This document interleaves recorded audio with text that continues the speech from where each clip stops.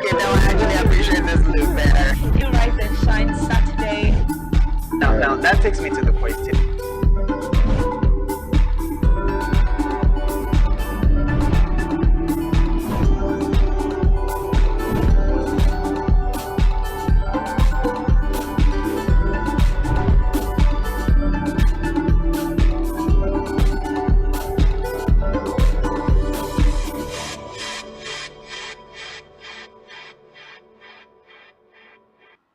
Hello, good morning, and welcome to Rise and Shine Saturday. Coming to you live from the very beautiful city of York, Kwibam State. And of course, you know, we're always going to be here to ensure we help you kickstart your Saturday morning on the right footing. And yes, just thinking, it rained last night, and the atmosphere around this environment is super sweet. Cool, but it makes you want to do a whole lot of things this morning. Definitely not stepping out of bed. That would not be part of it. Stepping out of bed would not be a part of it. But you know what? We're always going to be here, whether it's raining or it's a hot, seasoning morning. Regardless, we're always going to be here because you are the #1 VIP. Yes, you got me right. And we're always going to be here to make sure that, you know, the morning is a smooth sailing one. My name is Francis, and I'm excited to be here.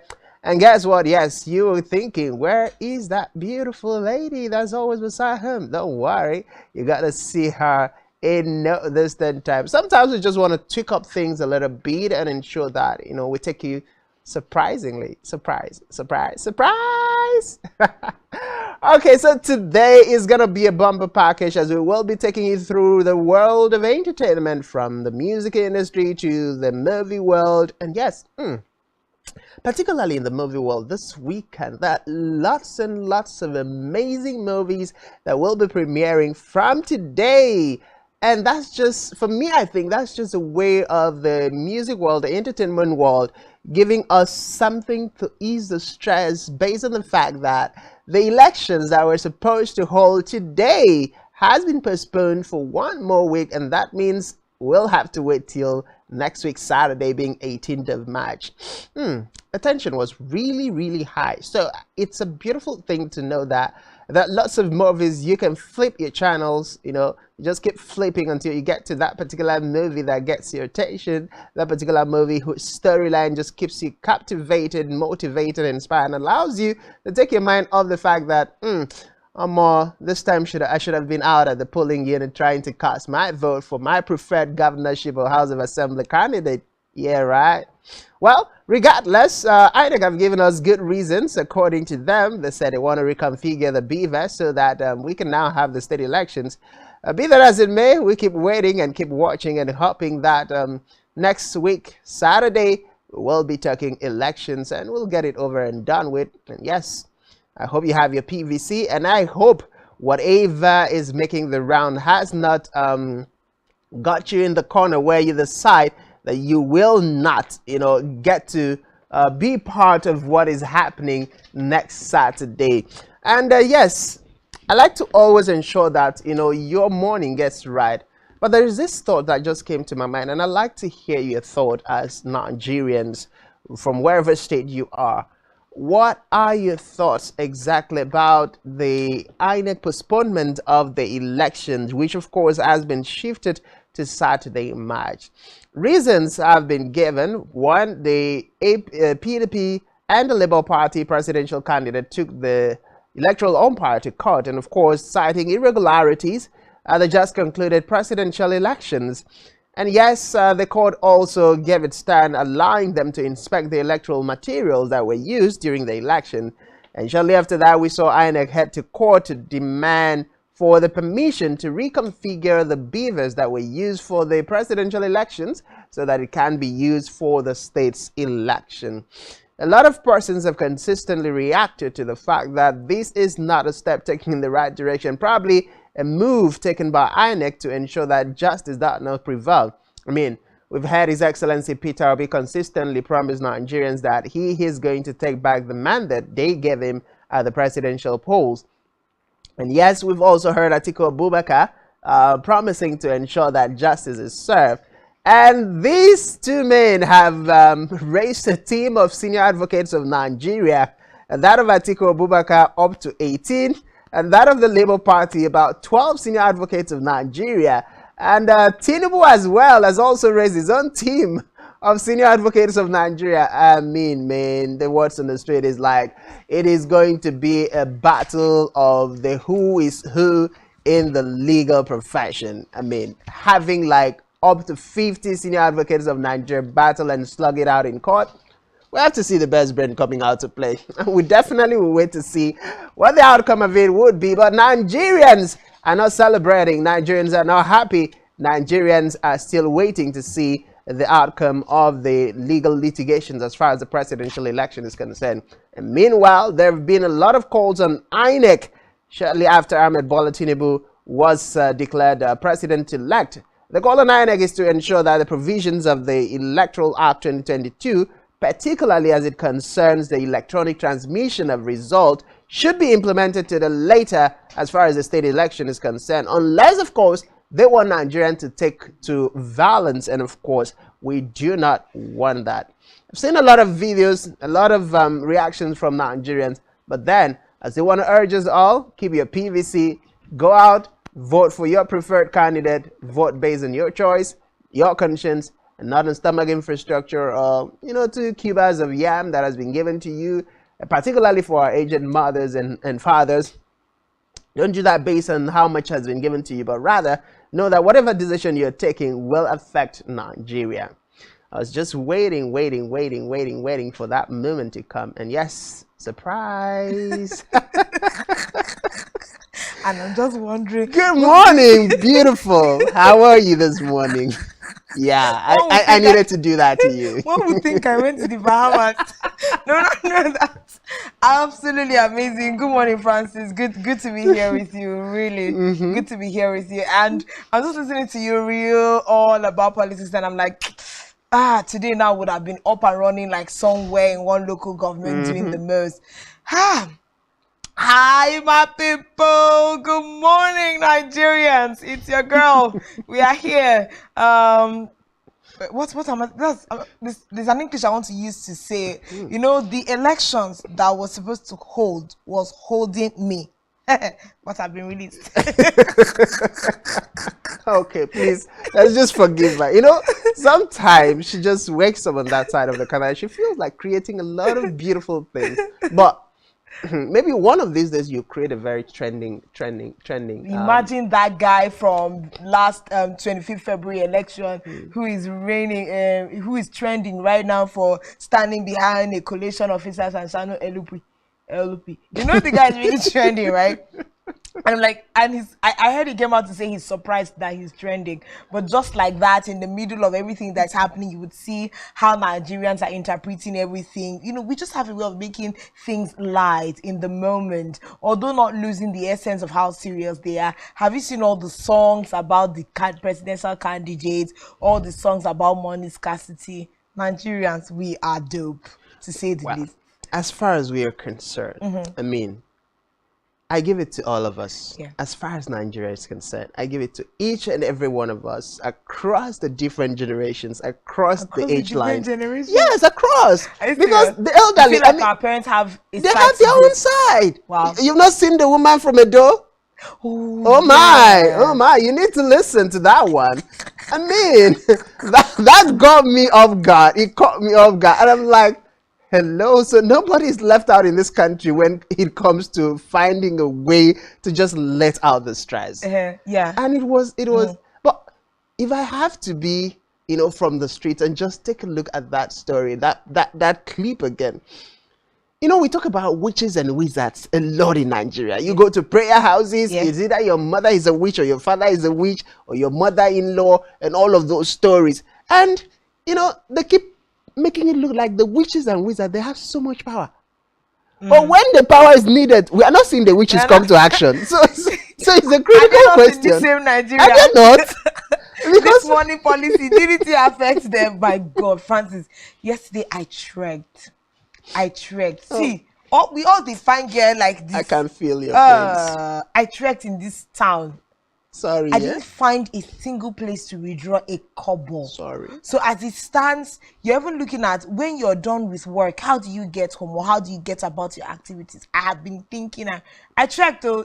It's remaining to check and reach the village that I did not check. Thank God, that over time we've had relationship with, some of these transporters on the road, and you're like, please just carry me and drop me where I'm going to keep the tabs, when all of us finally see money in Nigeria, we will get paid. But it's really troubling. And I kept asking, please, where is the president of the Federal Republic of Nigeria and the governor of CBN? This matter, it has passed as the water has passed Gary. Nigerians will say he's not aware. Hey. Nigerians are saying the president probably he's not aware, but is the president really not aware? I mean, just about a week or so ago, the president came out to speak about the naira scarcity, and all of the drama came to a definite conclusion when he made the pronouncement. So where is Mr. President? I know he was out of the country recently in Doha, but coming back to Nigeria, going to Dara, is that where the president is supposed to be at a moment when Nigerians are crying? You know that President Muhammadu Buhari had said that once his handover is done, he'll be fine. But he has not done the handover. He's still the president of the Federal Republic of Nigeria. He has seen president-elect. He has seen who is handing over to. And you know that a few weeks ago, they had constituted the panel, the committee for handover, the council. The handing over is not done yet. But he's gradually, gradually seeing how Daura House is going to feel after. It's just something else. It's really troubling at this time. And to say that, the Supreme Court judgment that was given, we've not heard the president give word to it, whether he's going to, ask CBN to adhere to the ruling of the Supreme Court or otherwise. We don't even know. And I think last week some banks had begun to pay the old naira, but as it stands, they're no longer paying it. I was even hearing that the bank will pay you old naira when you take it back to the bank. No, don't say you were here, because I saw a neighbor told me and showed me the video that happened here live inside the banking hall. Manager that got a whoop. Slapped. And I'm like, oh God, we do not promote violence. I'll never get to promote violence. But there's some things, some situations that when you make peaceful transition to the wall. Yeah, when you make peaceful transition impossible, you make violent transition possible. Because Nigerians have been patient, we've made jokes out of it, we've prayed, we've cried, we've protested peacefully. So the next thing is going to be a violent one, and that one might not be what anybody will be able to cushion. I mean, it took burning down of banks, destroying of banks, people probably being burnt, ATM or POS operators being burnt alive, for the president to come out and speak to Nigerians. But should we always have a president? Should our leaders always wait for things to get out of control before they speak? What about taking proactive measures to ensure that Nigerians don't get into harm's way? It's a troubling situation. It's really a troubling situation, and we do really hope that our viewers are finding a way to cope. We don't know how you are doing it. Like we're talking about cutting down on the activities you need to attend because of the amount of cash that you have. For those of us that have to walk really long distances to get to where we are going to or return home. I mean, my mom was stranded in the city center yesterday because she did not have access to cash. She went to bank all morning and stayed. A woman at that age being stranded, I was so annoyed, But I mean, it's Nigeria, and we just have to find a way to forge ahead. The funny thing is, one would think that a lot is happening in the polity of the country, and with regards to the naira, and then that nothing is happening in the entertainment industry. It's a lie. Our entertainers are still keeping us entertained. And that's why we are here for you Saturday. You notice that Francis was already getting very upset. Let's move to entertainment so that we can calm him down. I don't even know if we should use music and calm you down first so that you can talk. Like seriously, but as it is hot anyways, we like to give it to you hot. So forget about that initial gra. Just leave it. That gra really grad. We just had to be real, because I could feel what each and every one of us is going through at this point in time. I think yesterday the GM was telling me, I was looking at you on the screen and do you need a vacation? I'm like, sir, I don't need a vacation. You just need money in I your just hand. need money to eat. Oh, that is true. And it's that's not true, funny. Francis. The amount of noodles I have had in the last 2 weeks it's enough to make me the size you're seeing on your screen. You know, I had one of our viewers write to me on Facebook and be like, oh yeah, it's like you're putting on weight. I said, yes, sir, I am. A lot of noodles and rice is what you are seeing. I can't remember the last time I had a vegetable meal because the vegetable vendors are not taking POS transfers. They're not taking transfers. And I haven't been able to use a bank app or USSD in like a week. So you can imagine the point that I am. You're even talking not being able to use. I almost had the worst embarrassment of my life.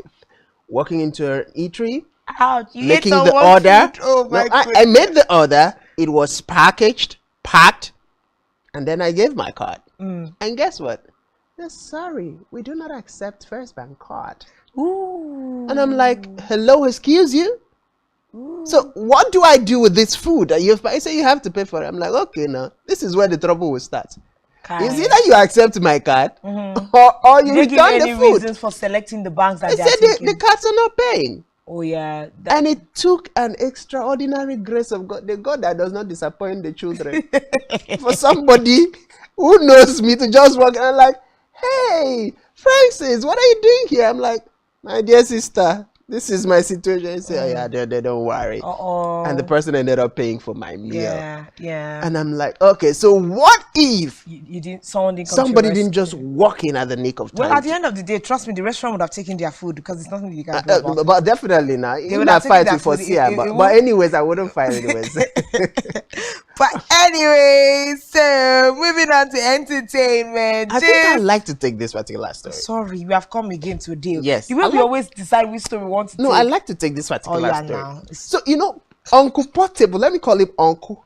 Uncle Portable has been in the news for a lot of funny trending stories or reasons.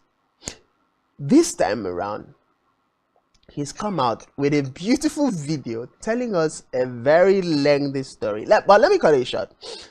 His story is that he had to travel all the way from Gambia back to Nigeria, Lagos State to be precise, to rescue his sister, who happens to be married to his friend or one of his friends that they used to roll together before he saw stardom. Come on now. And then, in an attempt to rescue the sister, he got brutalized by the same guys he used to roll with, the same guy who is now, you know, married to the sister. And that this is the guy that he has done so much for after gracing the celebrity status. And this is the guy he used to spend for. These are the guys he literally is still providing for. And he's asking, why are human beings this wicked? Has he put it in a song yet? Why human beings go to day like this? Person way you do something for. It's a poor reason. So he was showing us the bruises and all that has happened, and he said, regardless of his celebrity status, he's still going to protect his family. He's still going to. Yes, I love that part. That regardless, you know, you're still going to look out for your siblings. You're still going to look out for your family. But you know, the part that pleases me, the part that makes me want to take this story. Uncle Portable has said he's the Oga Pata Pata before. He said he's the master of the ginger, and I'm thinking, how can the master of the ginger, the senior boy in the hood, be dealt with by a younger boy in the hood? What exactly happened? I mean, did he leave his gingering strength somewhere back in the Gambia to return to Nigeria? Let me tell you, gingering in front of Mike is different from gingering in front of muscles. So I'm very sure Portable has learned his lesson. And you would think that, you know, someone will fear you because you are Portable on Facebook. No, doesn't happen like that. No, but wait, where were his bodyguards? Dude, did Portable tell you he has bodyguards? And as Oga of the people now, you should have a bodyguard. How much? Do you know how much it means to maintain a security outfit, even if it's the one that is owned by a private organization, just for hefty boys to be walking around you and be pulling muscle while you are walking around? No, it's money. I wish sure that, you know, Portable. I'm not saying no, he has it. But I'm just wondering though, because physical assault though a little too extreme. Whatever the reasons are, you know, especially him saying he had to run from the Gambia to come and rescue his sister. We just hope that his sister is not suffering any form of physical assault, from the said man. But I mean, I'm sure a Nigerian is saying, what exactly is this we are saying right now? Somebody that ran to Nigeria to save his sister and got beaten up. What do you think the man is? But he's the hero. You ladies always have a way of that one I'm not on that hero something. The knight in shining armor. So Portable became the sister's knight in shining armor, running to the rescue, and it takes my mind back to Romeo and Juliet. That movie taught me a lot of lessons that there are certain things you don't just react to, because you can put yourself in danger while trying to react to it. Yeah. So before you react, take a step back, assess the situation, and know whether to go alone or whether to use police or use security agencies to attract the issue. We already know domestic violence is a crime in Nigeria. So what stops you from reporting to the police and having your sister's husband picked up? The evidence is there, and then you want to go and show yourself. There's a possibility he was like, Aburomi, my brother. So if I just go and talk to him, it's not going to be a problem. We'll just settle it man to man. But sorry, Portable, he got smacked down. Well, as far as the fact, he stated that they are envious of him. So if you already know people are envious of you, which is literally most of the things you feel, even when you're still nice to people you rolled with from the start, the chances of people just naturally feeling envious because you have seem to be by doing better grace than are them. there and they're still where they used to be with you. It's there. So it's a world that needs for you to be extremely cautious and extremely careful. I mean, we've seen videos, we've seen real life happenings of friends poisoning their friends just because something is going better for the next person. But what they don't understand is that each and every one of us, our lives are different. Times and chance happens to everybody. All of us, if it has not happened to you, it doesn't mean it's not going to happen. Yeah. In fact, the best way for you to even make it happen to you is to be happy for your friend who has made it there before you. And then, you say when you appreciate good things comes to you. But when you don't, they run further away from you. So that's the situation. I believe Portable probably has learned his lesson. And going forward, should that happen, should the sister, because let me go down to the sister. If the sister goes back to the same man, such scenario might definitely play out. So it's for her to make the decision to know that, okay, this is not a healthy relationship. I need to work out with my son or with my child and just start life all over. But if she goes back, then this is something that's going to play out. And one funny thing we've noticed across Nigeria, across Africa, across the world, sometimes people who get abused will still be the ones returning back, to the abuser. And then you who is trying to let me save my sister. Now come and become part of the abused. And become the problem. Sorry, my brother. But I salute you, I salute you as your hero. The knight in shining armor for your sister. Our hero. I salute you. Well, our boys are still making us proud. We should have a bell here very soon. So that once someone does something again, we'll just ring it. But Burna Boy, continues to, make us very proud.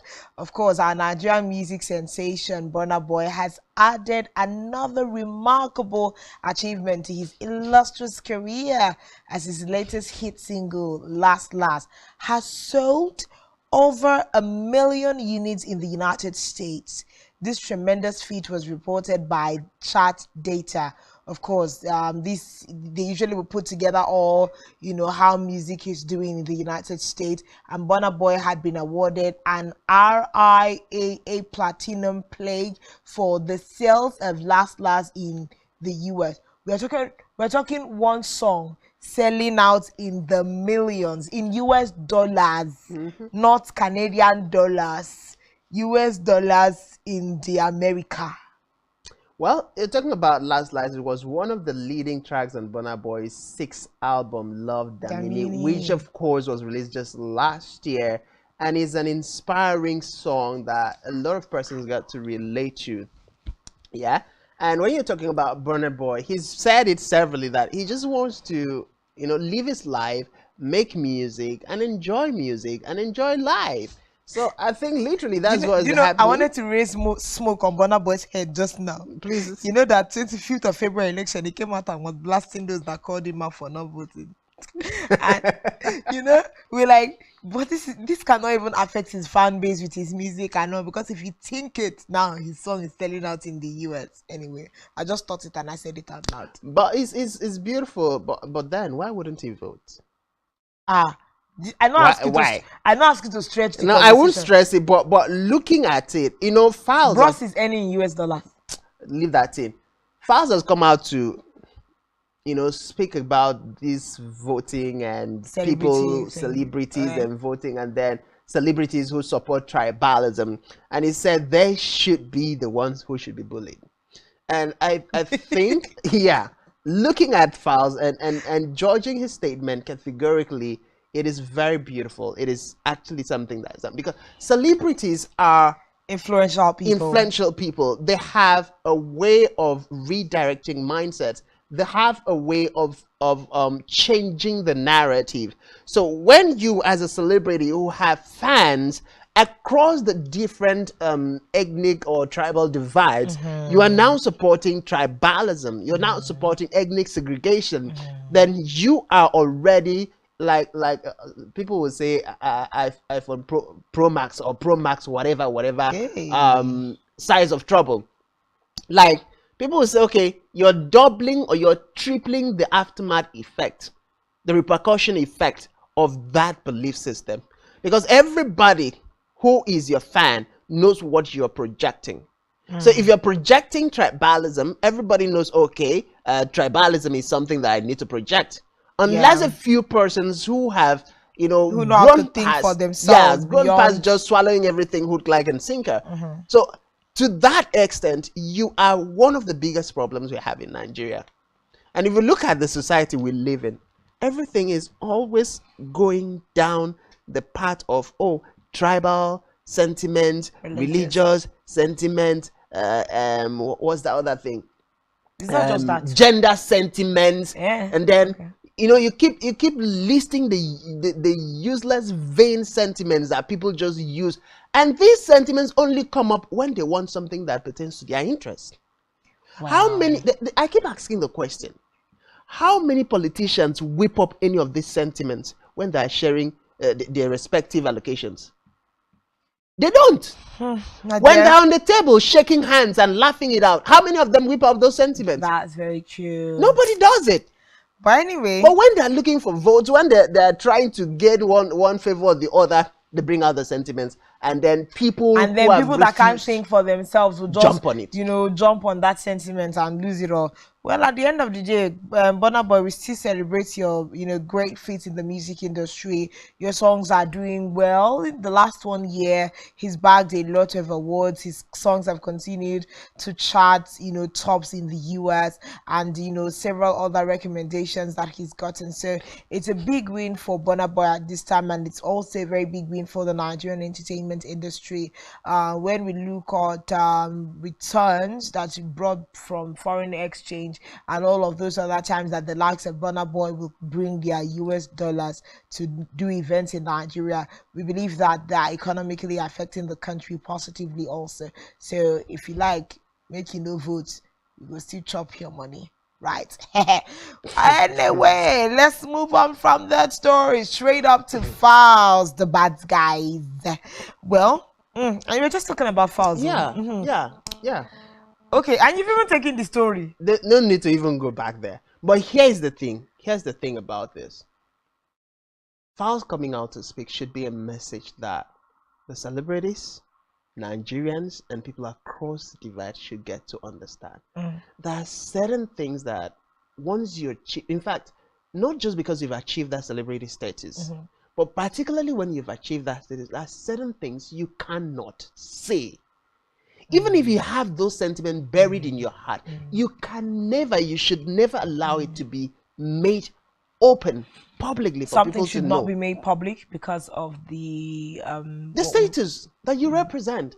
Because the chances of people who probably maybe were on the fence for whatever reason jumping right on it is there. It's like the sentiments of during the just concluded presidential elections, where you had the Igbos and the Yoruba sentiment being whipped up as a result of Ahmed Bola Tinubu and Peter Obi. And then you had the likes of AY coming out to say, hey, look, we are all brothers. I'm Yoruba. I have Igbo friends. I have Igbo business partners. I've had relationship with Igbos. So we are not enemies. Let's not whip up this sentiment. And we had the likes of Rude Boy P Square coming out to say the same thing. And lots of other celebrities. So when you whip up the sentiments, you're simply trying to divide a people. And there are persons who will take those sentiments to the extremes. And that's when violence spreads out. And you recall the violence that spread out in Lagos during the presidential election. It was a matter of, oh, this is Lagos, so you should vote for Asiwaju Bola Tinubu. The Igbos are saying, Nigeria is Nigeria. Lagos, Abuja, wherever we are all Nigerian. So we have a right. It's something else anyway. So but it's something that we need to pay strict attention to. Yeah, it's good to see that we've seen vocal celebrities in this season, and they've really encouraged people not to stand, on the sidelines.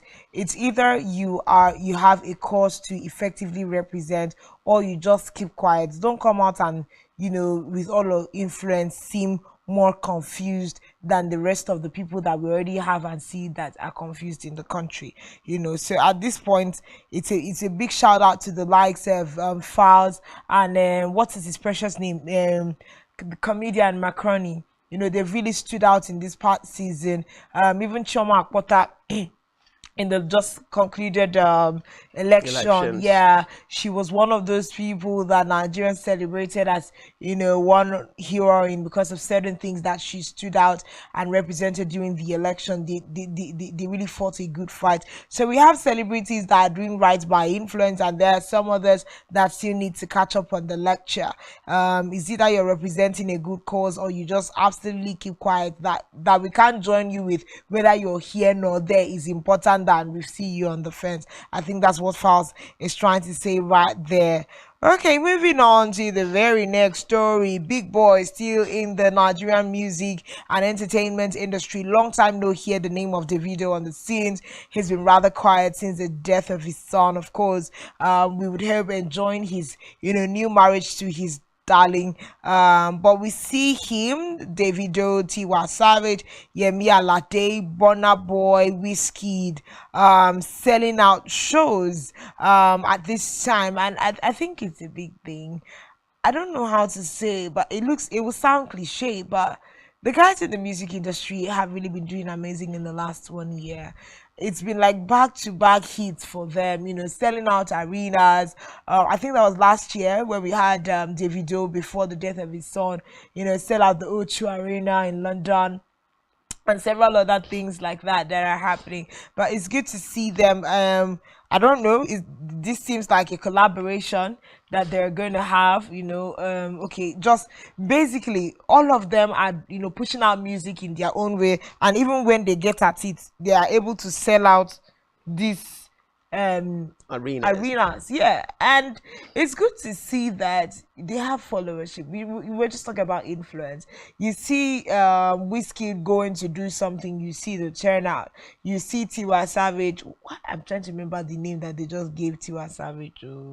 That has song that I used to like. Which one? Somebody's Son? Somebody's Son, go find me one day. I think she got a name by netizens from that particular song. It skips my mind now, but these guys are doing amazing.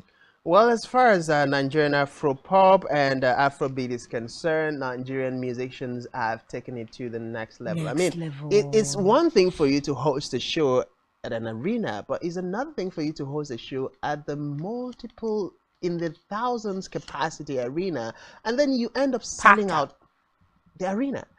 It's a feat that every artist wants to achieve once you're starting out, and when you eventually get there, it just gives you that fulfillment. It's something that tells you that yes, you're not just doing music for some group of persons, you're doing music that is appreciated around the globe, and that is one fulfillment that these 5 Nigerians have achieved. You're talking about the likes of Wizkid, you're talking about Davido, you're talking about Yemi Alade, you're talking about Burna Boy. I mean, these amazing persons have done great in their respective capacities as Nigerian entertainers, and it's a beautiful thing, and we have to just give it to each and every one of them.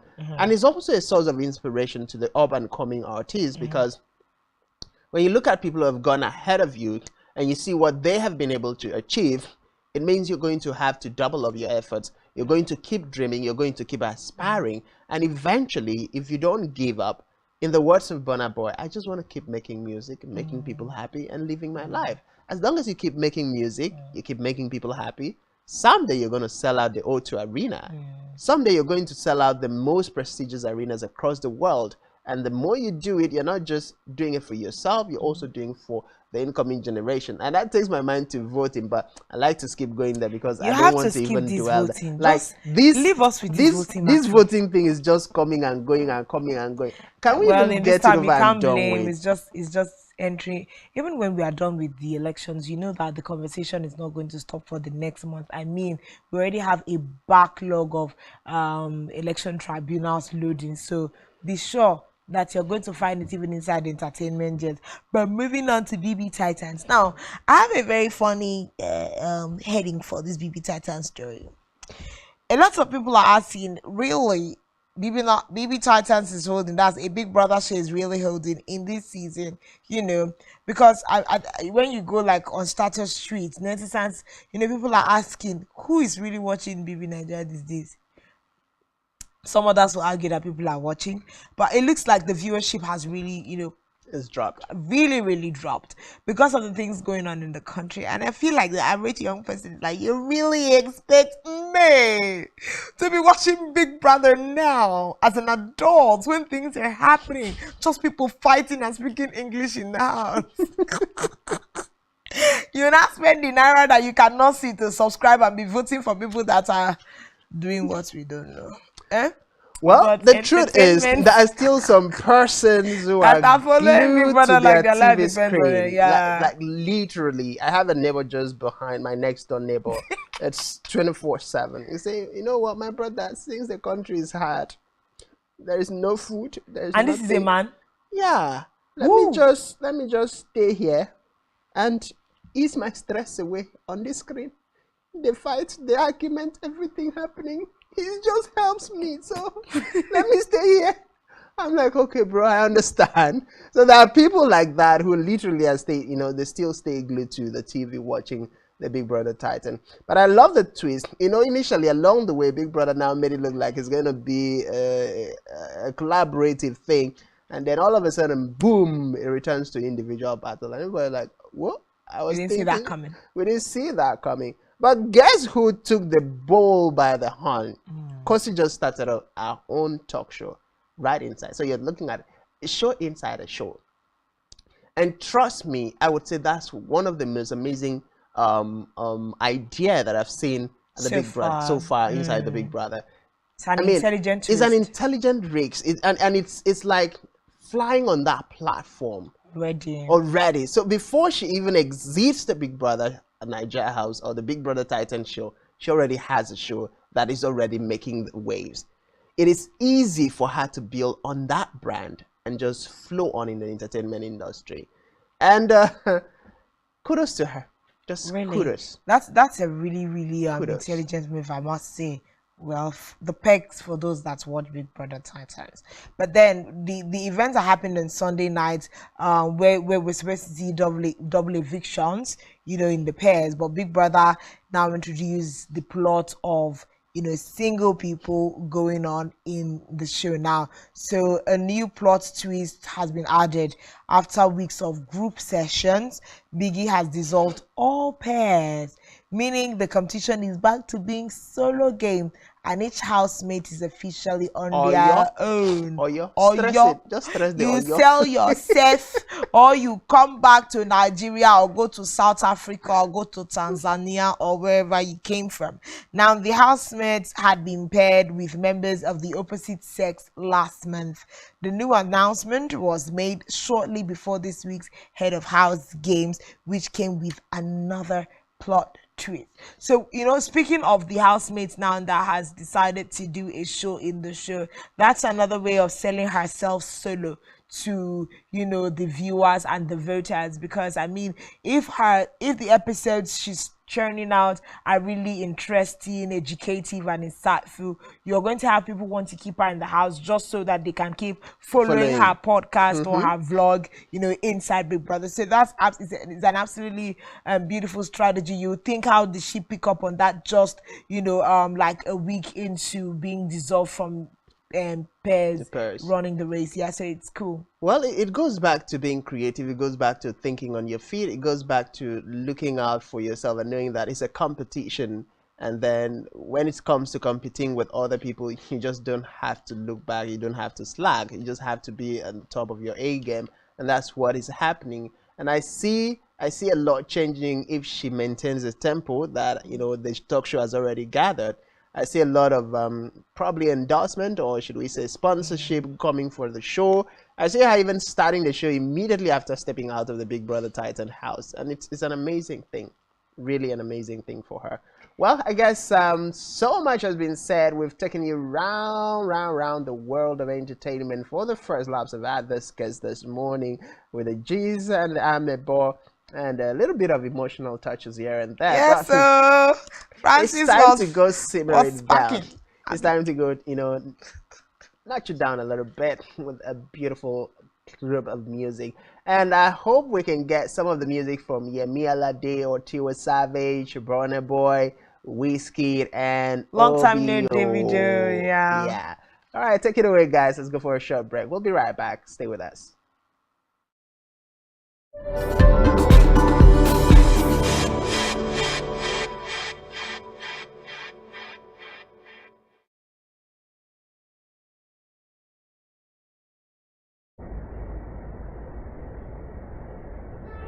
Hello, my name is Yemi Alade, and I am here to make your dreams come true. Do you have what it is? Nigerian police, which is the only one allowed by Muslim, our governors have to share police powers with the president as stipulated by the constitution. We do not have a federal government police force. We have the Nigerian police force, which shall be administered, organized, and supervised by the Nigerian police force. No, my lord, I want to say something. I want to say something here. Perhaps it might also enlarge the scope of people who should be invited here for examination. My lord, if we cannot find those who literally murdered Abiola, who are those people who could be said to be the beneficiaries of the death of Abiola? Rogers has linked you with some of the killings he did. He never did. He linked you with the attempted murder of Hebrew. He did not. My lord, the matters council is leading the evidence in our matters. Is this an adversary proceeding? It's not, my lord, but we can't be talking about cases which are in court. Is this an adversary proceeding? It's not, my lord. These cases are in court, my lord. I'm just reminding your lordship. My lord, sorry, my lord, I think I'll be in cross-examination. Legally Speaking, a program that deals with legal issues and questions we face as citizens of this amazing country, Nigeria. Legally Speaking. Join us every Friday from 5 p.m. to 6 p.m. for Legally Speaking. One truth not often told is about the transformation that Africa has undergone in recent decades. Africa is shaping its own destiny and should be referred to as the African opportunity. On Spotlight Africa, we paint the African picture the African way, laced with truth, detail, and the color of the African continent. Join Uyai Anyekan every Tuesday and Thursdays at 4:30 p.m. Spotlight Africa, telling the African story.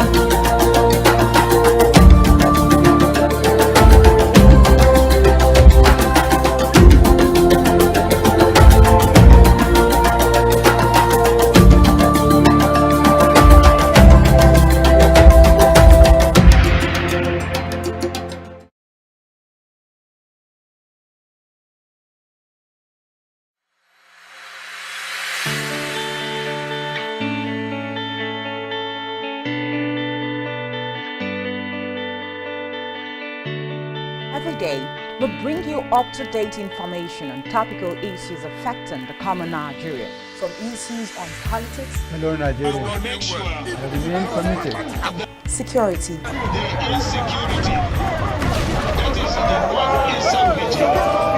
Education, health, lifestyle, and so much more.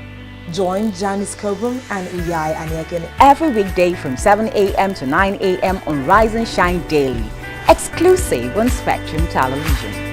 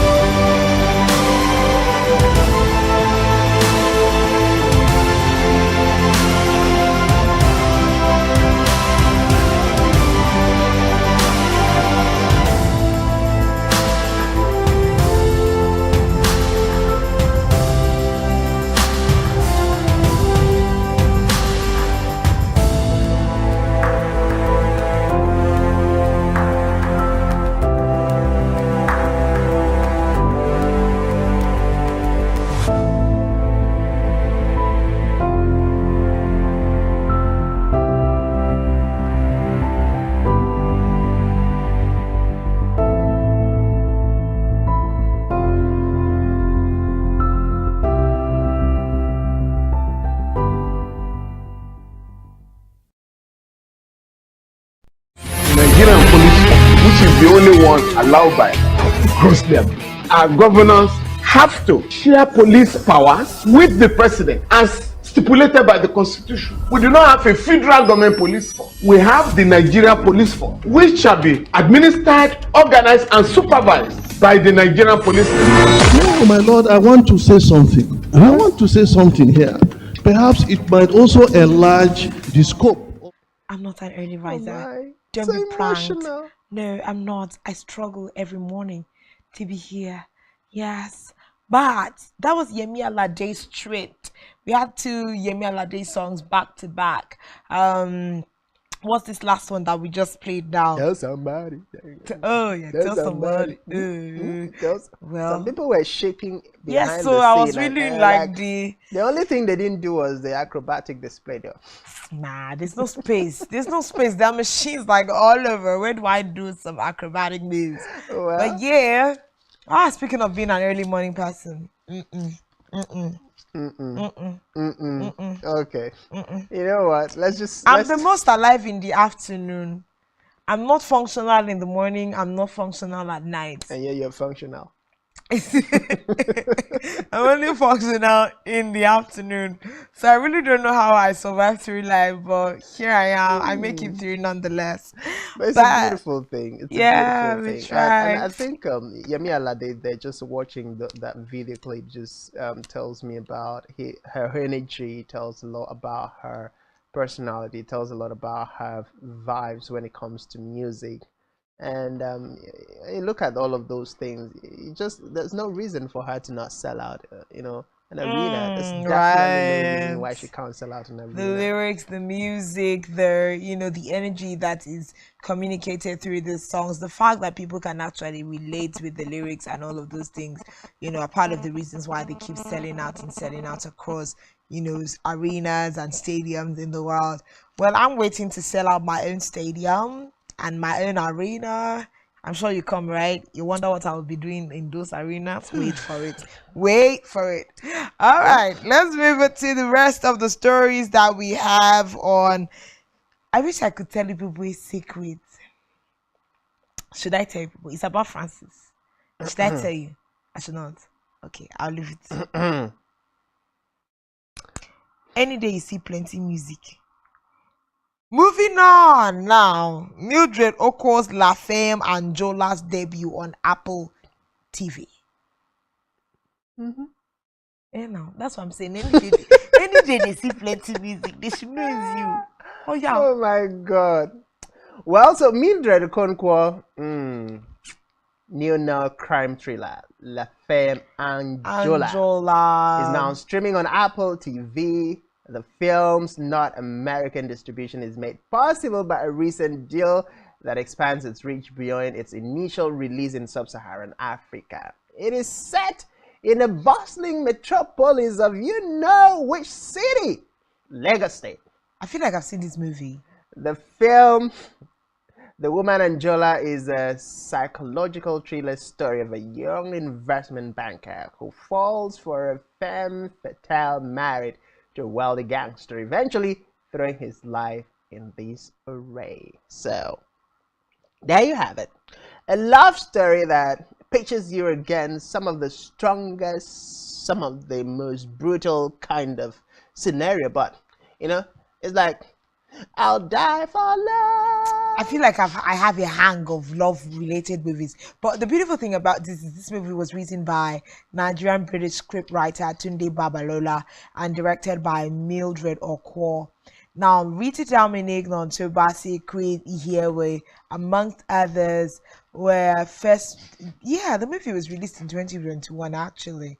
I'm wondering why it's premiering now, because I know it's a new audience. Oh, Netflix? Yeah, not Netflix. The new audience. Okay, about because Apple. Oh yeah, Apple TV. Sorry, my bad. Yeah, Apple TV. Because I know that the movie was actually listed for an award in one of the categories. Yes, one of the categories. Yes, last year. So it's a beautiful movie. Now that you have brought it to the surface, I will see if I'm going to watch it. I know I was just telling myself this week, I I think we should just stop watching all these romance movies. Let's leave it. All these love stories. Let's leave it. I want to start. I'm seeing some people look at me through microscope, but I really don't care in this moment. I feel like I stop watching romance movies and start like being serious. I watch documentaries, watch a sci-fi. What? I can't even stand a sci-fi movie. I can't even lie. But you know what?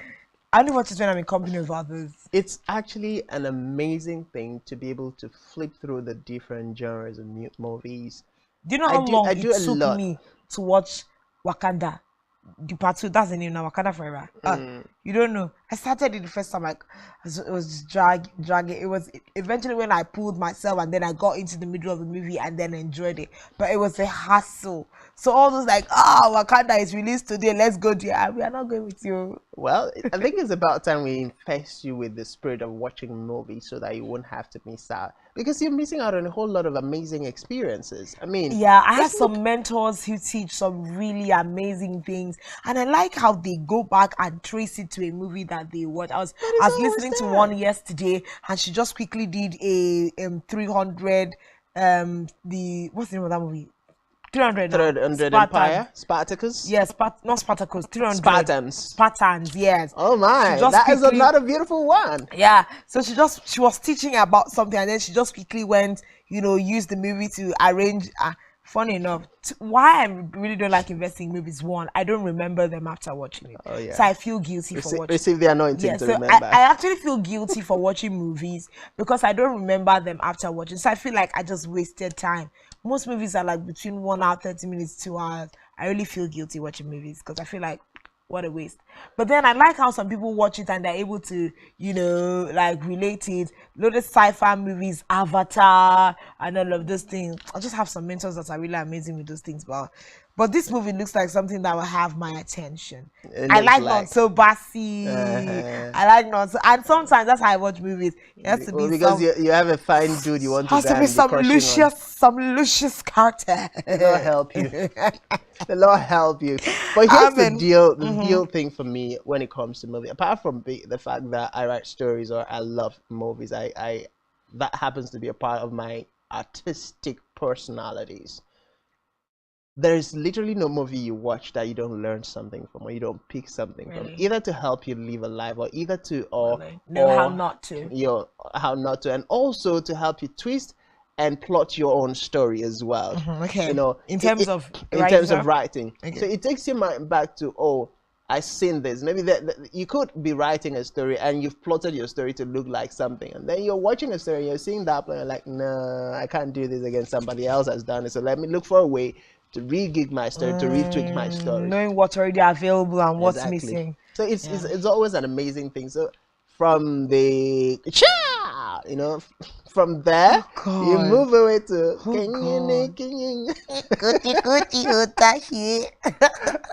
can't remember the last time I watched that Indian movie, really. But speaking of writers, script writing and all the likes, I was on a feed on Instagram, and Toyosi Daniel Etim Effiong, she reshared what one of the actors, what's his blessed name, I can't remember his first name, but it's Anade Farasin.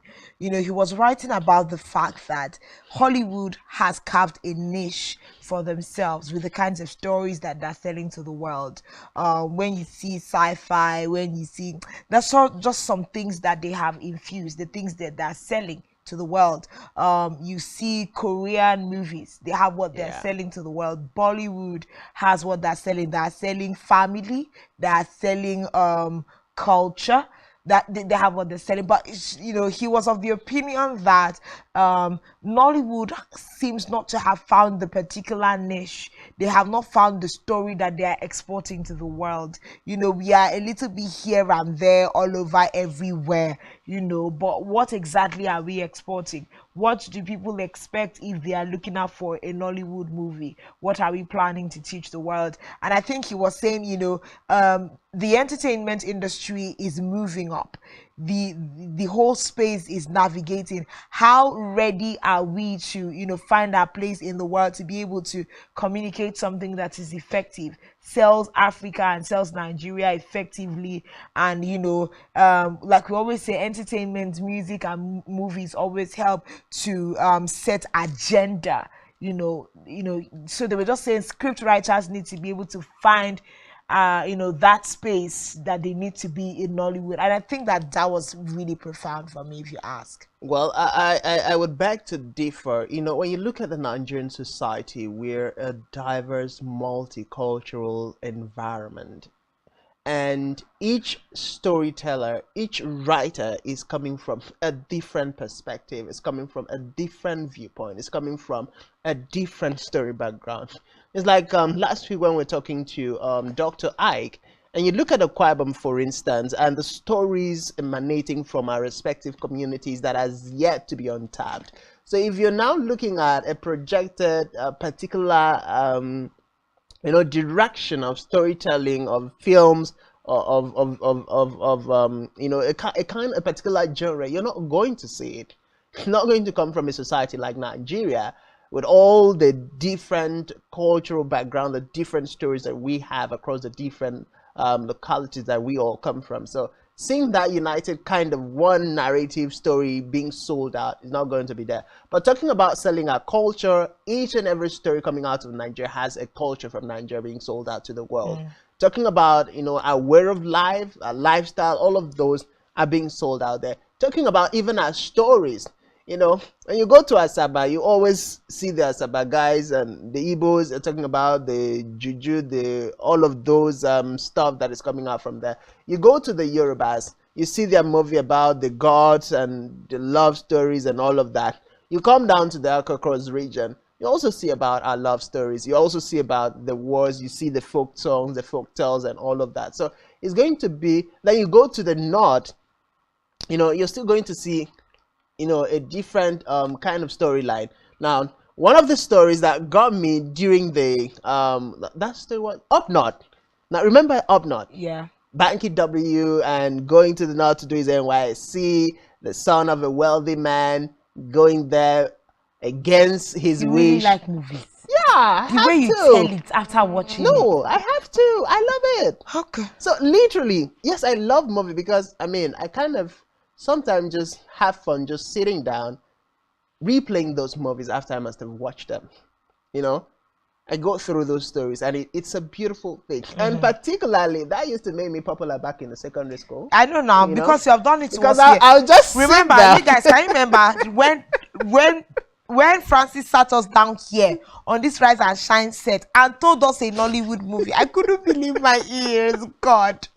But this next story is a story I want to take because it's hilarious and funny, and I'm going to lambast the person. Please take it easy. No, I'm going to lambast the person. We are talking politics and entertainers. Yes. In the last couple of years, we've seen our entertainers really, vie into the political scene, seek for, seats in the state houses of assembly. Some of them have tried national. My beloved presidency. Even presidency. Yole Dochi. That was the joke. Not the joke of the century. Not the joke of the century.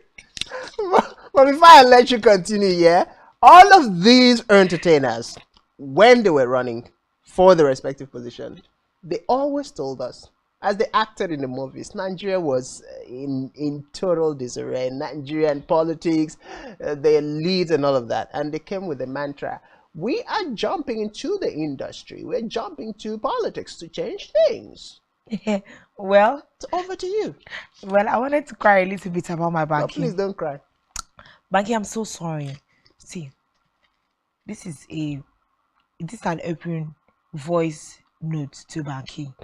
Banky, you know that on behalf of us and Auntie Susu, together behind Auntie Susu, not the type that I saw Laju Iren lambasting somebody for loving her husband in her comment section. It's not that type. But I was hurt that Banky did not win that election in Etiosa because me, I feel like I believe in Banky. I wish we threw open the phone lines. I really believe in Banky, and Banky, even having faith, even when we fail, it's a big deal. But I want to enter Desmond Elliott, but sorry about the loss. We'll win again. Banky is my guy. Desmond Elliott. To think I used to like you when I was young in Nollywood. And you still do? No, I don't. No, I don't. Your love has changed? My love changed. Since Desmond entered politics. Because I think in recent years, he's really fallen on the bad side of young people. I don't know what he's been displaying, but things have not been in his favor. But then, I think he's been in the house for almost 8 years now. And we cannot necessarily hear anytime that there's been a big boss for good on the internet for something that Desmond Elliott has done. Even in the house. Even in the house. So, that is a risk to entertainers. You saying all these entertainers, when they come, would they know what to do? It's not, you think it's not movie. It's real life policies and deliberations. That's a problem because we have now the likes of Desmond Elliott who may have, you know, done one kind with the opportunity at the time. Now, in almost 8 years that Desmond has been in the house, we have not heard a gang thing that he has done. And now, 1 week to elections, to go again to the same house to go and do a share of 24 years. We now see him commissioning transformer. I'm sure if we check, you will find out that this transformer has been bad for several years in this area. And I'm sure, maybe not, that the people of this area had been writing to the constituency that maybe he's the one in charge. But 1 week now to election, just so that we can now snap picture and put on Instagram, and it looks like he's doing something. Desmond went to go and give what? Transformer. Okay, let me read the story from the beginning so that all of us will be happy. Because let's not be like I have something against Desmond. Let's all be okay.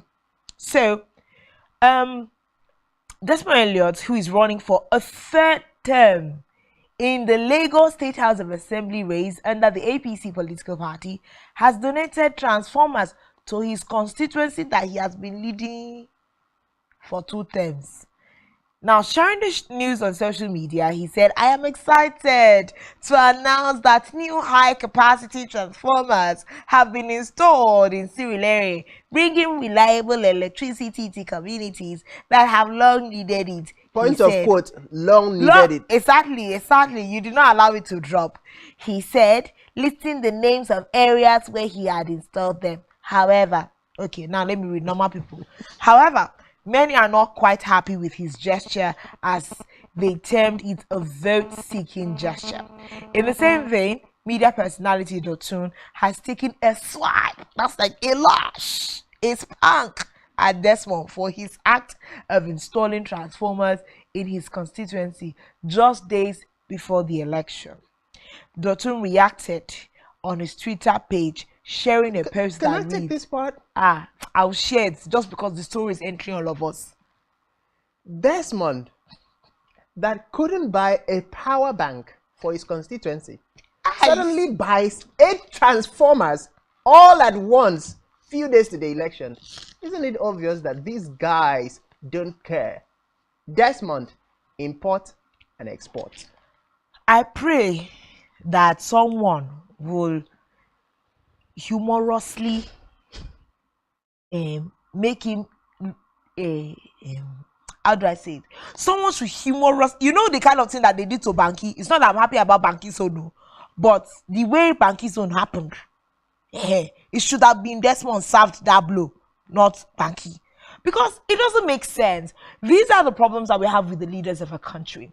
You have served 2 terms and you knew that the people of your constituency have in a long time needed transformers. And a week to the election, Francis, 8 transformers at a go, which means, number 1, there has always been money. Number 2, he has always been privy to the information of that lack in the area. Why did you have to wait until last minute? And I think the one that annoys me the most is that we, the electorate, are the most laughable.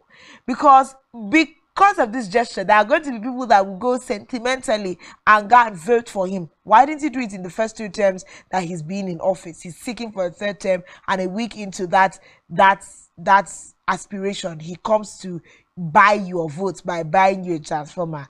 Well, we hear that a lot of Nigerians are wiser, but I heard that most people in the rural areas are not still wise. You better be wise. This one, I hope you're not coming back to the screen. So, well, what I'm saying is that if somebody, this is what we should have done. We should have found out who in PDP and Labour Party are standing side by side for that particular seat. Please, can our producer help us? Let us check something. That particular seat that Desmond Elliot is vying for. Well, let's see. You don't even need to else? go there because he himself has said, Desmond has come out to cry foul that he feels bullied. He feels he's being mistreated. That a lot of people are calling him out on the social media. He's come out to cry foul, and I'm like, excuse me, uncle. You've been on this seat for 8 good years and then you've done nothing. I mean, apart from, let's not even go into the fact that as a celebrity, you've had access to money. Well, and as a celebrity, that is, unquote, yes, quote and unquote, that is something that you could do as part of your, humanitarian services to your community, as somebody that God has blessed, has lifted. But you didn't do it. Now you're also their representative. You still didn't do it. And you have to wait for the 11th hour to come and do what you could have done 8 years ago. Time. It's never injury time. Just to do up, whip up the sentiment. Oh, he is finally bringing it out to us. But you know one thing I love about this set of Nigerians, this particular consciousness in the minds of Nigerians, it's not about you bringing those things at the 11th hour. I don't want to name names in Akwa Ibom State, but we've seen it played out where people who didn't do anything for their constituency just woke up at the 11th hour to do things. Guess what? Those things were destroyed. No, we don't want to. And the vote still went to some other person. We're not asking Surulere people to you have to enjoy your transformer. It is from your taxpayers' money that they just brought you transformer. Make sure you enjoy it because and protect you don't know. Yes, so you don't know who is coming next. Whether it's going to take another 10 years before you have another transformer. You know, Nigeria is advise yourself. Let's be wise. But well, I've not yet seen the pictures. I just hope that the other people from the other parties vying for the position can just but it's crystal clear. I mean, if there is anything this election has taught Nigerians, has taught all of us all, regardless that they did not write your name on any seat. No, regardless of the highlights of the rigging and other things that have been highlighted by the EU and international observers and even Nigerians, it is clear that this election has upturned a lot of things. It is still going to upturn a lot more at the state elections. And regardless of what happens, politicians, particularly the major political parties, the PDP and the APC, they now know it is not a matter of saying, oh, party is supreme. It's not a matter of saying party is religion in any state, in any locality. It's not business as usual. It is no longer business as usual. So anything is possible. You want the people's vote, you're going to go out and prove yourself to the people. Yeah, and I think it's important we continue like that in terms of once we notice, let's, as Nigerians and as electorate, let's be able to watch out for the things that people are doing. Once you elect someone into a seat and into a position and the first 4 years, they don't show working, when they come again, show them the way out. It's with your PVC. No, don't show them the way out. Guide them gingerly to the exit door. Really? Use your PVCs. It has to be work commensurate to the votes that you got. How do you not do something in your first 4 years? You get re-elected to go and sit again for another 4 years. And you're coming for a third term. Desmond Eduro, just calm down. Bro, I wish you... No, I don't wish you well. I wish you well, but no, I don't wish you well.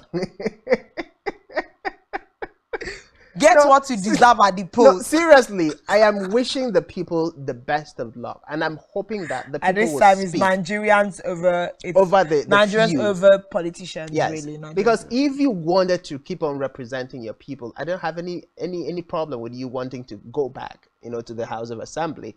But I have a problem with you being the representative of the people and not being able to do something. And guess what? Why I'm even angry right now is because every other entertainer who would want to go into that seat, people will begin to use Desmond to measure. Yeah, that's what I'm saying. It's a major risk. And to even think our very next story is now still falling on gubernatorial elections still in Lagos State, and it's now falling on the likes of Funke Akindele. It's a major problem. This one has not done people good though, because I think he was like the first major phase from the entertainment industry to vie into politics, and there were lots of expectations around him. This particular electioneering season, we have a lot of them deputizing for gubernatorial seats, and then we had that very young, handsome one going for State House in Lagos. I think he's under Labour Party or so, but we don't know what their chances are with the kinds of things that this one Elliot has done. But we see Nollywood actor Alex Ekubo endorsing the candidates of the People's Democratic Party (PDP), Olajide Jando Adediran and Funke Akindele for next week's governorship election in the state. Now, Alex took to his Instagram page to give out his reasons for supporting Funke. The actor urged Lagosians to elect someone who is accountable, empathic, and accessible. He added that if elected, the Jandor Funke administration will create a change that is different from the norm. Now, this election cycle is about individuals the people want to vote for, people they can hold accountable, relatable, people they can, easily access, people that are not just sympathetic but empathic to our plight and concerns. Of course, these were the things that Alex Ekubo gave us his reasons for soliciting Lagosians to vote for the Jandor Funke Akindele ticket under the People's Democratic Party. Now, he further said people want something different from the norm. This is why he believes in the Jandor Funke campaign. Now, he said for Jandor that he believes Jandor ticks all the right boxes for Lagos at this time. So he strongly believes that if they were voted into office, they will bridge the gap between the government and the masses. So talking endorsement from one entertainer to another entertainer that is vying for, a deputy gubernatorial seat in Lagos State. Well, Alex Ekubo is doing what many would say is in the spirit of the industry. Solidarity. A colleague supporting a colleague. But then there has been a lot of conversations around Funke because of her departure with her husband. There's been a lot of talks, and part of the talks being that if a woman of a status, a woman seeking that position, had to leave a husband at this critical time, what are the chances that the people of Lagos State can actually trust her to be loyal and faithful in service to them? Yeah. Now, those conversations are still boggling, and trust the opposition.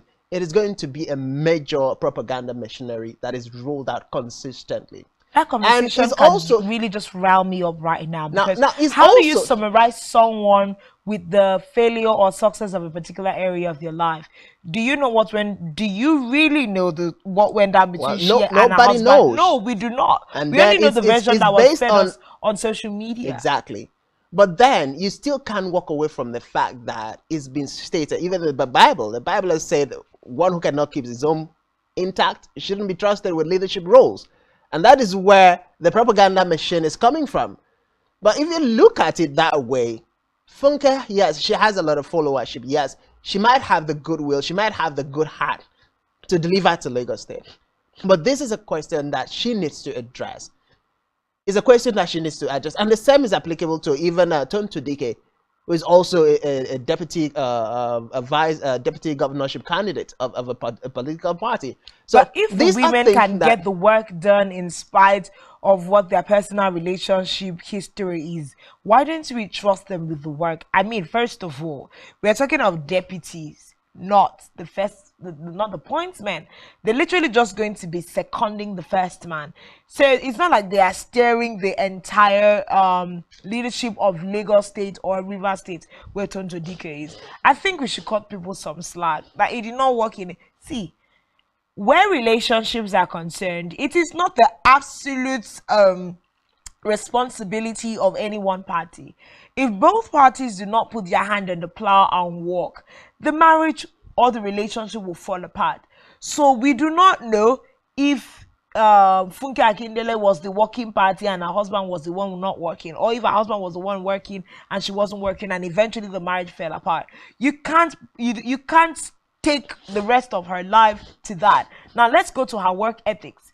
as producer, script writer, and all the other things that she has excellently excelled at. You're looking at administration, you're looking at money management, you're looking at people management and all the likes. Those are quality things that people should consider, you know, for her going to that thing. I mean, she has done Jennifer's Diary for how many years consecutively, excellently delivering, not failing. There are some other, you know, areas that we can use as a score sheet rather than just, you know, putting all the energy on the fact that she has a failed marriage. That's just one out of the other things that she does excellently, right? So make an excuse for that. If we are having people come out to endorse, you know, them for some of the other things they get right, it's fine.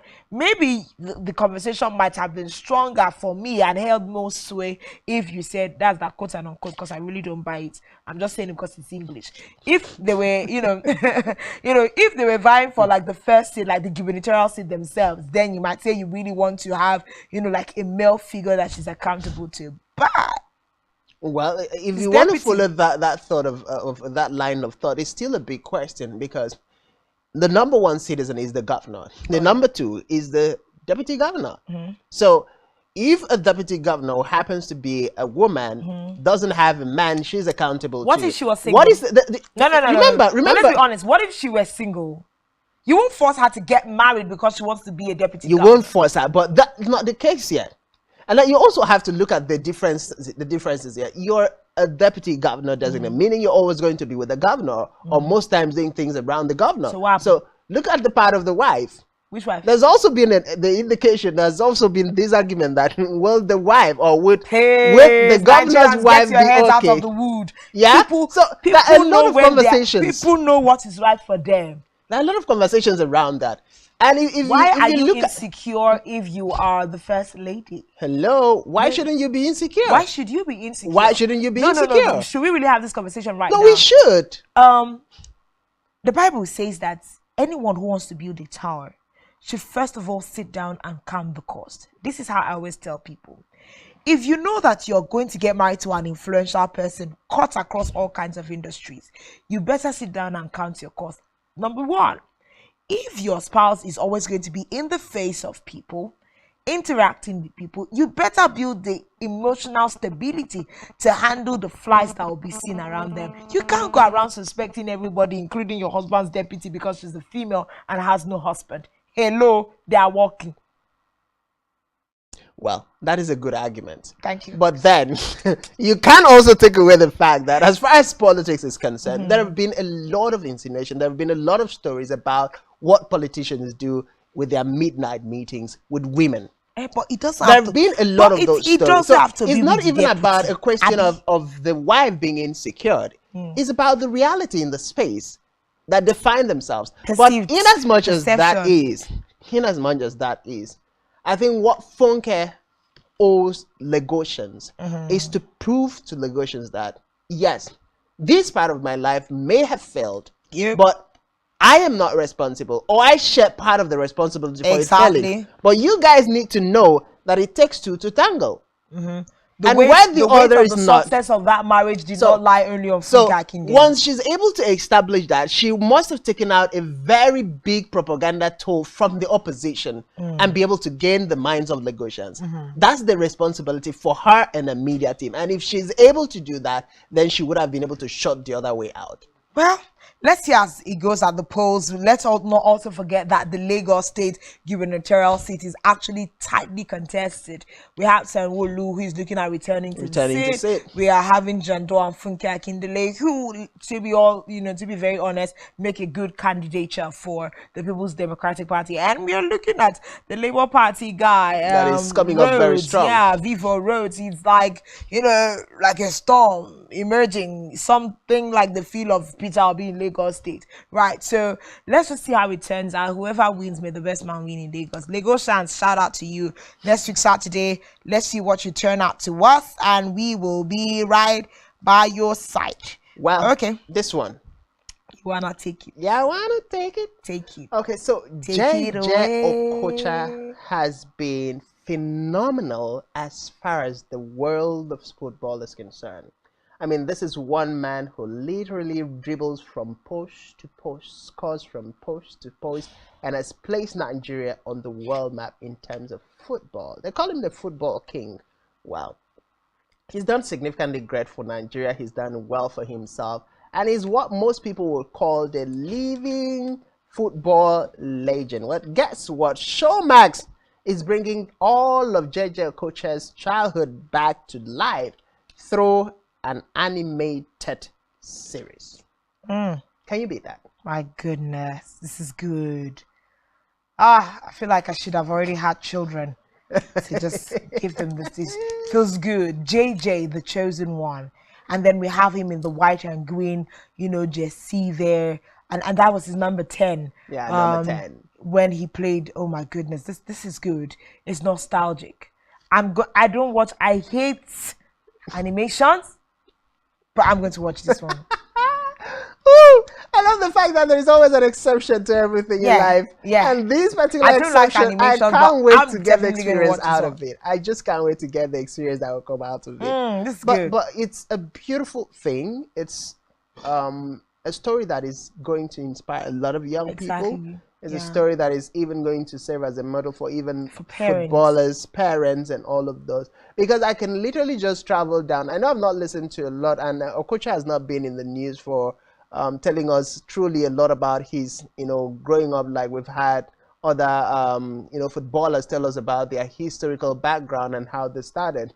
But I imagine looking back to the years that Okocha was dreaming of becoming a footballer, how the parents must have reacted, to those dreams of wanting to be a superstar, wanting to play football. So JJ Okocha is said to be the hero of the animated series titled JJ, the Chosen One, developed by streaming giant Showmax.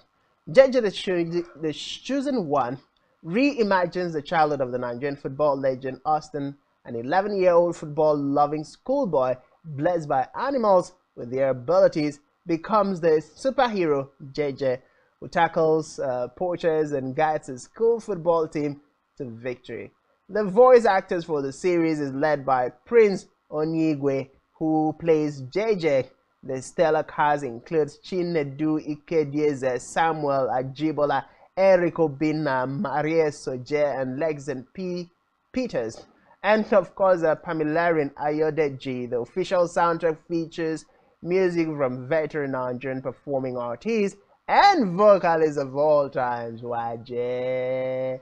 It's really an inspirational adaptation of this animated version, and a lot of people can definitely wait to replay what JJ Okocha's childhood was like.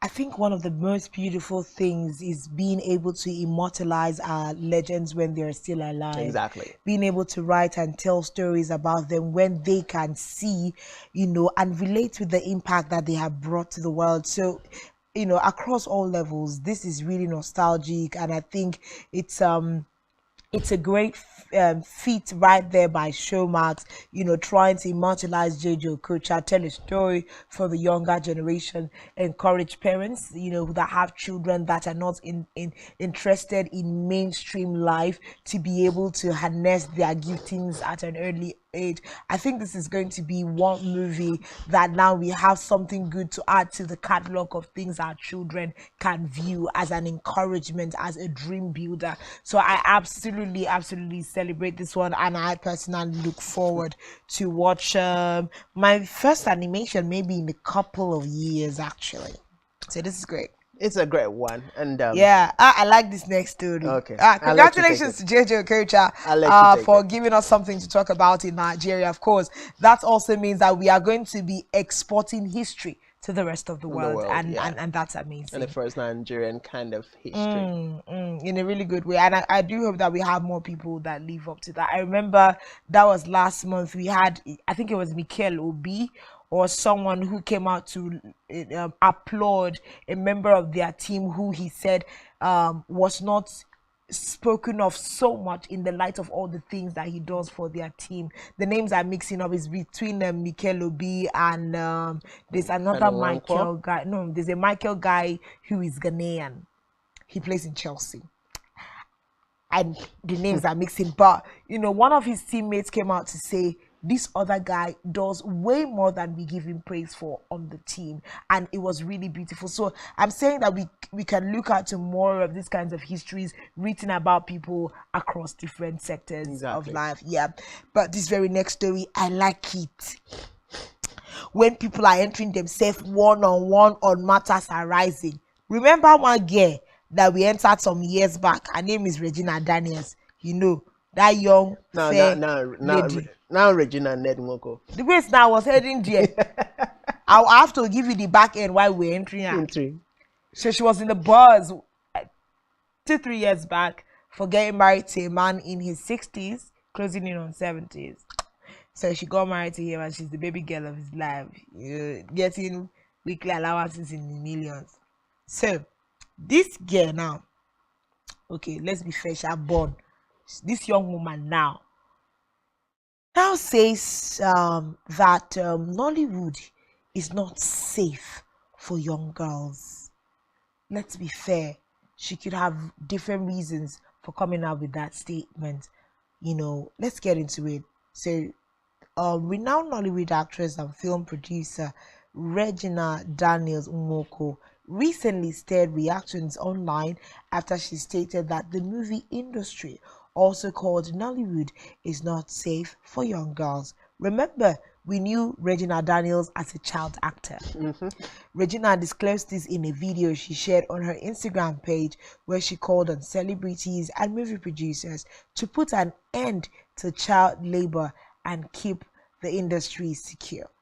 Now, according to the Nollywood star, the movie industry is not a place for young girls and urged producers to stop employing minors after you've eaten your own share of the money. She said that she understands how dangerous the industry is for young girls because she passed through the system, but was only fortunate to have her mother behind her. Meanwhile, the video which... quote and unquote. Okay, we'll get there.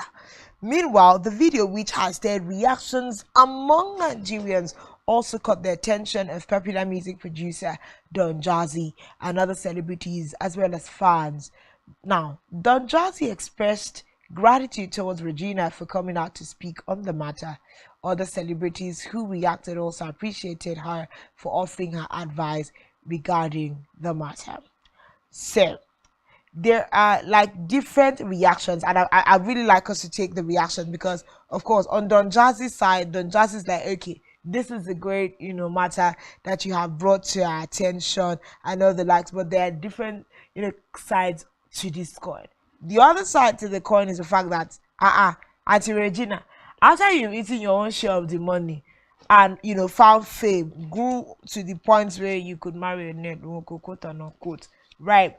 Now you are saying the industry is not safe for, young girls. Remembering that before a child is used in any movie, consent is going to be gotten. Parental consent. Yes, parental consent is going to be gotten. And oftentimes when these children are on set, they would have a supervisory role, maybe by someone in the child's family there with them on set. It's not like they just commit you to the hands of the producer or to the hands of the director, especially when a child is minor, right? So these statements might be, it will be a two-way sword. She might be right in certain things, but on that way, like Don Jazzy would say, what dust exactly is she trying to raise? Because categorically, she did not say these are the problems that we have with having minors in the industry. Okay, well, she talked about child slavery, but how do you interpret child slavery in the Nollywood industry? How do you even talk about child slavery in the industry that needs children to work? How do you talk about child labor in an industry that needs children to work?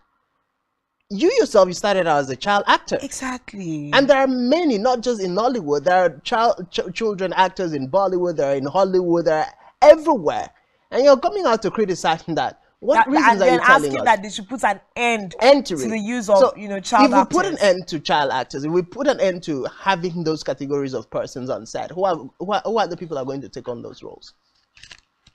So it's more or less like what netizens are lashing out on Regina. Okay, you've passed through the process, you've made it to limelight, you've even gotten to where you are, passing through that same medium. Now you want to shut the door on other people from getting access to read. And then you look at the scenario that even made her to come out to make the comment. You're meeting a young woman who is 14 on set, and according to your story, she traveled all the way from Port Harcourt down to Lagos State to seek greener pastures. And then the only place she could find those greener pastures happens to be in the entertainment industry. And she's trying to work her way up.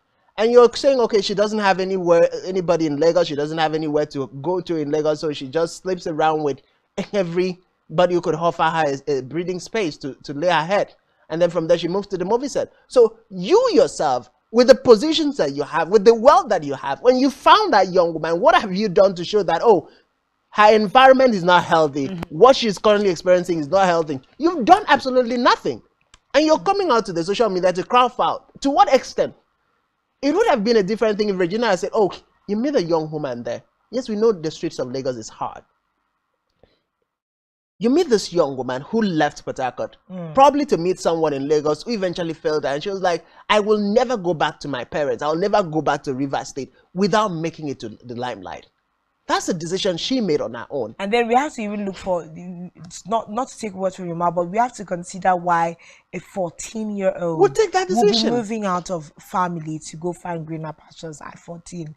I was still in secondary school. So it is a lot to wrap her fingers around. So now that you've seen her, you've heard her story, the first thing you should have done as a good citizen, as a philanthropy, as the wife of a politician, as it is now, should have been to pick the young woman up, offer her a place to stay, and give her a better opportunity.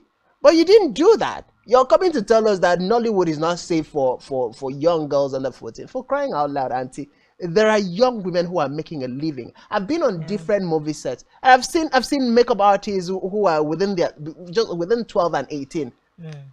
And they're doing amazing work. They're just on that set to do their jobs. And while they're there, there's this supervisory role or supervisory role. And when you're talking about children, they don't come to those spaces without their parents. They come with parental consent, and then you get to hear a lot of these things happening. Okay, so let's just skip voice to this video, and then we can take the reactions after that. Hello everyone. There is something I want to share.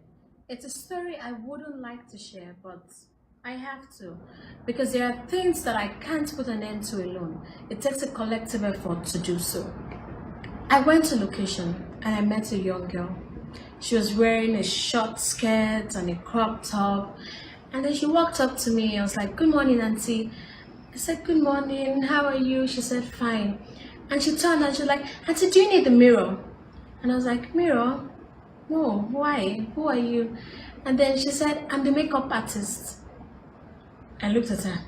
I said, makeup artist, because she was obviously young. Then I asked, how old are you?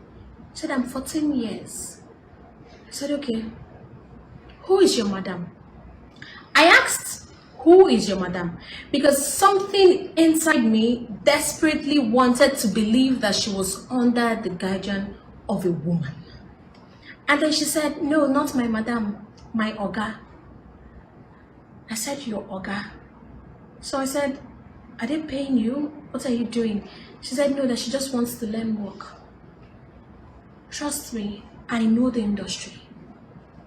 The industry is a very dangerous place for young girls. I was there, but I was opportuned to have a really strong mother. A mother that was constantly on my neck, a mother that was feared by lots of people, so they would just give me space. They knew, that's Mama Regina's daughter. You know, they all gave me space. So I said, where is your boss? Call him. He came. He was also a young guy. I was like, when did you start working with this girl? He said, a day before yesterday, like a day before that day. So I said, okay. I'm a very inquisitive person, especially when it involves young girls. Then I asked, why are you not in school? Where are your parents? She said, they're in Port Harcourt. so what are you doing here? When did you come here? She said she came here last year. I said, okay, you mean you came here when you were 13 years? She said, yes. So where do you sleep? She said, different hotels. I said, different hotels. I looked at her again. I said, that means you have enough money to lodge yourself. She said, no, auntie. So I just, when I go, I just ask anybody, can I follow you and sleep in your room? And I said, okay, you ask only women or men and women? She said, anybody, she will ask them. I said, okay, so have you slept in a man's room? She said, yes. I was like, have they tried to sleep with you? She said, yes, but sometimes she knows to agree and sometimes she will run. I said, okay. I could immediately... Well, a lot of reactions there.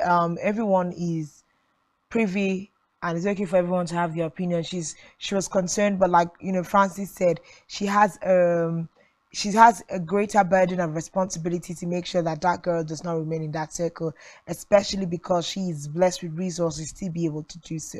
Now, throwing a blanket statement on the industry, no.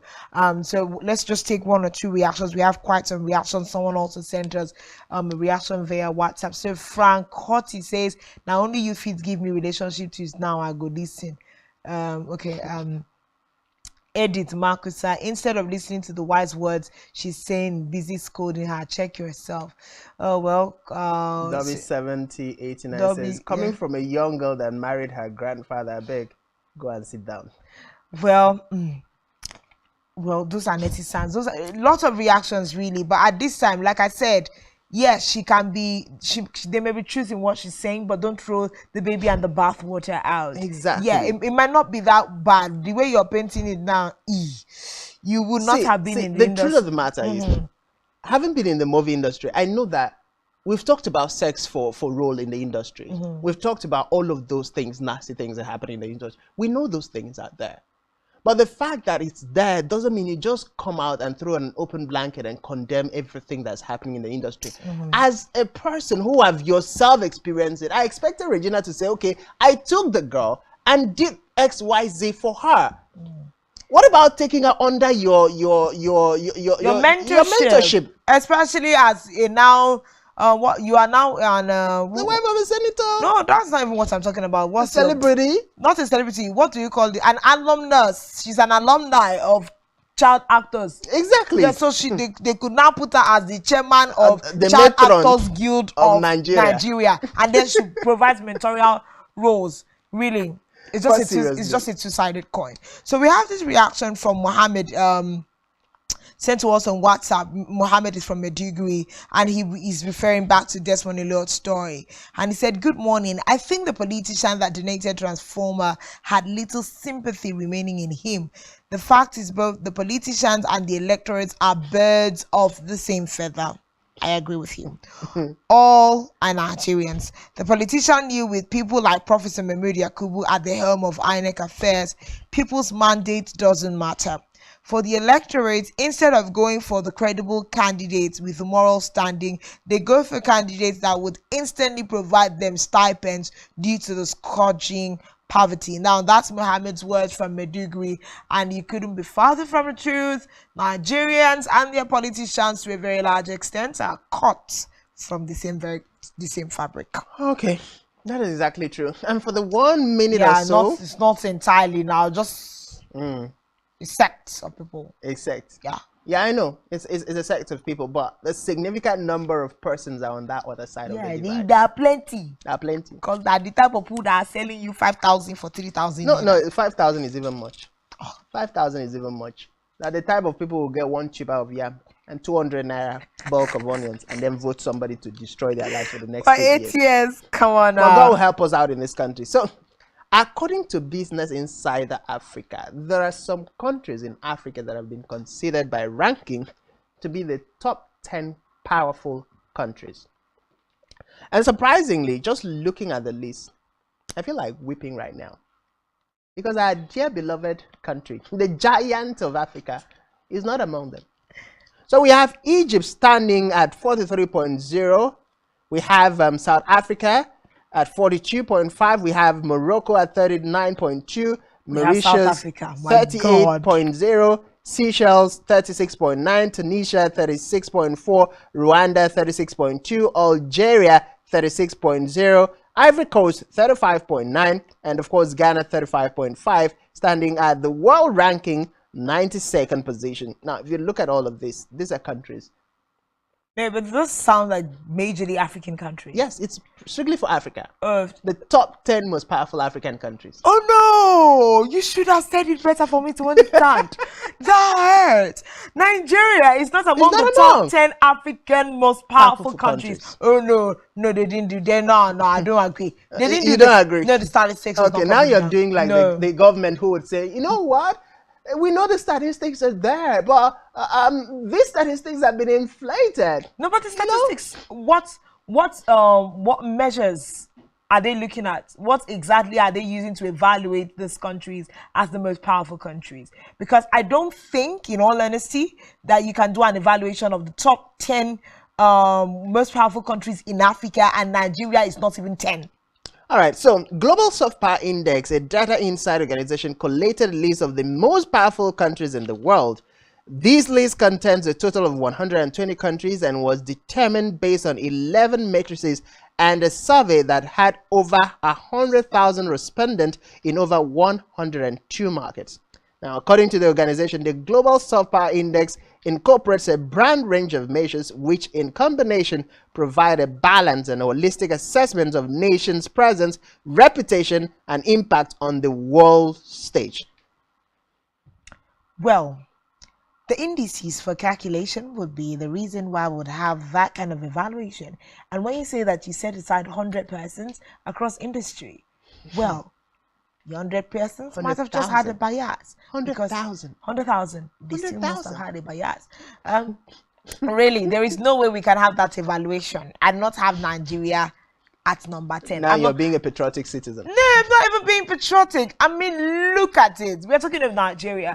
We have our flaws. We have our with problems. all that's been happening. Yes, we have our flaws. We have our problems. But come on. Anyways, for me, I think they're totally right. And Nigerian government, Nigerian leaders, I don't think so. need to sit up. I'm proud of my country. Yes, Nigerian leaders, Nigerians need to sit up. But we're a good country. But that's basically everything we can do for you on entertainment and gist and ameba today on Rise and Shine Saturday.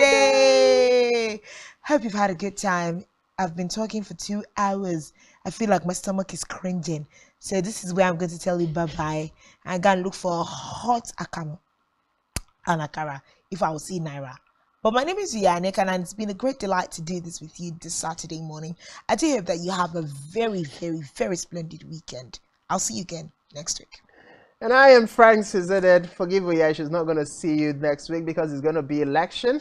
But definitely, I'm going to see you on Monday. We are going to be here making sure you have the best of updates. So stick with us, Spectrum Television, coming to you from Uyo, the very beautiful capital city of Akwa Ibom State. My name is Frank Cizeded. Don't forget that you are the most important personality. God bless you. Have a lovely weekend. Yep. Bye-bye. Okay, now I actually appreciate this look better. You Rise and Shine Saturday. Now that takes me to the question.